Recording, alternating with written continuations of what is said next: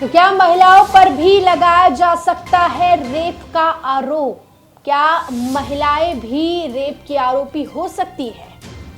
Supreme court इस मामले में अब जांच करेगा। जहां सुप्रीम कोर्ट जांच करेगा कि किसी महिला को धारा 375 के तहत रेप के मामले में आरोपी बनाया जा सकता है या नहीं।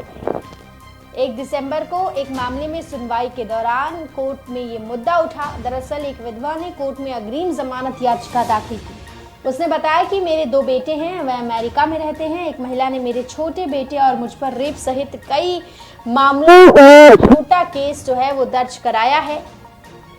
जस्टिस रॉय और जस्टिस करोल की बेंच का ये मामला जो है वो सामने आया है।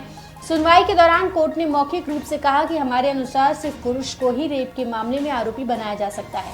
कोर्ट ने विधवा की याचिका खारिज कर दी। दरअसल भारतीय दंड संहिता आईपीसी की धारा 375 के तहत रेप के अपराध को परिभाषित किया गया है, जिसके मुताबिक आमतौर पर सिर्फ पुरुषों के खिलाफ ही रेप के अपराध के केस दर्ज हो सकते हैं। वहीं कुछ स्थिति में महिला के साथ उसकी इच्छा के बिना, उसकी सहमति के बिना जबरदस्ती के माध्यम से यौन संबंध बनाना आदि शामिल है। और शिकायतकर्ता का दावा है कि सितंबर 2022 में मुझे विधवा के बड़े बेटे के साथ रिलेशनशिप में रहते हुए 3 साल हो गए थे। एक दिन उसे धमकी दी कि अगर मैंने किसी और से शादी की तो वो आत्महत्या कर लेगा, इसलिए मैंने उससे शादी करने का वादा किया। उसने मुझसे कहा था कि मेरे भारत आना तक तुम मेरे माँ के साथ रहो। भारत आकर मैं तुमसे कोर्ट मैरिज कर लूंगा और तुम्हें अपने साथ अमेरिका ले जाऊंगा। प्रेमी के कहने पर मैं उसके घर में जाकर रहने लगी। वहां मुझ पर प्रेमी के छोटे भाई से शादी करने का दबाव बनाया गया। इनकार करने पर प्रेमी की मां ने मुझे अपने छोटे बेटे के साथ कमरे में बंद कर दिया, जहां उसने मेरे साथ रेप किया और मेरी अश्लील तस्वीरें क्लिक की।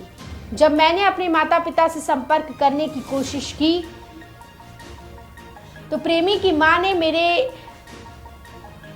मेरे साथ मारपीट की। याचिकाकर्ता ने बताया कि जिस महिला ने हम पर आरोप लगाए हैं वो मेरे बड़े बेटे के साथ लंबे समय से लॉन्ग डिस्टेंस रिलेशनशिप में थी।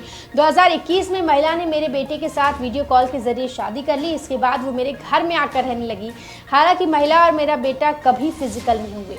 जनवरी 2023 में मेरा बेटा अमेरिका से भारत आया। हमने महिला से कहा कि वे मेरे बड़े बेटे के साथ हुए अनौपचारिक विवाह को खत्म करे और अपने घर वापस चली जाए।